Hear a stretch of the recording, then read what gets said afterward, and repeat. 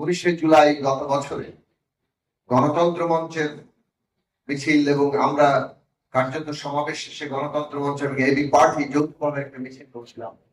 সেই মিছিলের উপরে পুলিশ ভয়াবহভাবে আক্রমণ, একেবারে একটা মিছিল, পুলিশের সাথে কোনো ধাওয়া পাল্টা সেখানে হচ্ছিল না। এবং আমরা পুলিশের সাথে আলোচনা করছিলাম যে আমরা আমাদের মিছিল সম্পন্ন করে শেষ করব, কিন্তু তারা কোন রকম উস্কানি ছাড়া এইটার উপরে ঝাঁপিয়ে পড়ে। প্রথমে সাউন্ড গ্রেনেড, টিয়ার সেল, তারপরে রাবার বুলেট, লাঠি চার্জ, কোনোটাই বাদ রাখেনি। এবং এইখানে গণতন্ত্র মঞ্চের নেতা শেখ রফিকুল ইসলাম বাবলু, সাইফুল হক, ইসরাত কাইয়ুম, এবি পার্টির চেয়ারম্যান মুজিবুর রহমান মঞ্জু সহ ওই মিছিলে আমাদের অসংখ্য নেতা 50 জন রাবার বুলেট এবং নানান ভাবে লাঠিচার্জে গুরুতর আহত। আমাদেরকেও, আমি নিজেও লাঠিচার্জের শিকার হয়েছি। এবং আমরা যখন হাসপাতালে চিকিৎসা নিতে গিয়েছি সেখানেও আমাদের খুব যে একটা স্বাভাবিক পরিস্থিতি ছিল তা না।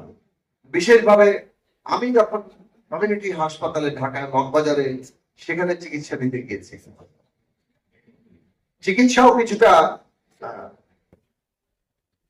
মানে ডাক্তাররা ঠিক একটা বিশেষ কক্ষে নিয়ে গিয়ে আমাকে দেখভাল করছিলেন, কিন্তু যেভাবে হোক তারা আইডেন্টিফাইড হয়েছে যে আমি ওই হাসপাতালে ঢুকেছি।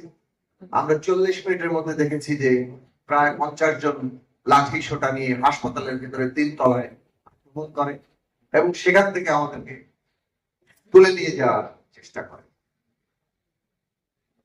এবং সেটা একদিকে যেমন যেভাবে পারছিল তারা শারীরিক ভাবে হামলা করছিল, অন্যদিকে কাপড় চাপড় ছিঁড়ে তারা আমাদেরকে যখন নিয়ে যাওয়ার চেষ্টা করে রাস্তায় আসে, তখন জনগণের হস্তক্ষেপে সেইখান থেকে আমরা উদ্ধার পাওয়ার একটা বিষয়। এইরকম একটা বাস্তবতা তারা তৈরি করছিল যে কোনো হাসপাতালেও কেউ চিকিৎসা নেওয়ার মতো অবস্থায় ছিলেন না। আন্দোলনকারীরা নানাভাবে হাসপাতালের ভেতরে আক্রান্ত হয়েছে।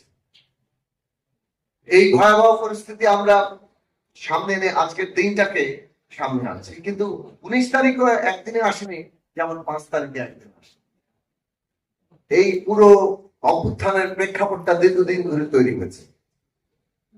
2011 সালে যখন শেখ হাসিনা ত্রয়োদশ সংশোধনী বাতিল করে পঞ্চদশ সংশোধনী আনলেন, তখনই পরিষ্কার ভাবে বোঝা যাচ্ছিল বাংলাদেশের গতিমুখ কোন দিকে, একটা ফ্যাসিস্ট কর্তৃত্ববাদী শাসনের দিকে। এটা হয়তো একটা ফ্যাসিস্ট শাসনে রূপান্তরিত হতে আরো কিছুটা সময় লেগেছে, কিন্তু ডিরেকশন ঠিক হয়ে গেছে। 14 সালে একতরফা নির্বাচন, 18 সালে সবাইকে দেখে নির্বাচন করার, সুষ্ঠু নির্বাচন দেওয়ার অঙ্গীকার করে রাতের ভোটের তামাশা, এবং এরপরে পুরো বিষয়টা এই জায়গায় এসে দাঁড়িয়েছিল যে বাংলাদেশের জনগণের একটা বৃহত্তর ঐক্য সৃষ্টি না করবে এই ফ্যাসিবাদী শাসনকে আর পরাজিত করা যাবে না। এবং সেই ক্ষেত্রে কিন্তু রাজনৈতিক দলগুলো উদ্যোগী হয়েছিল। আমরা আমাদের দিক থেকে তখন গণতন্ত্র মঞ্চ গঠিত হয়নি, কিন্তু আমরা রাজনৈতিক ভাবে উদ্যোগ নিয়েছিলাম।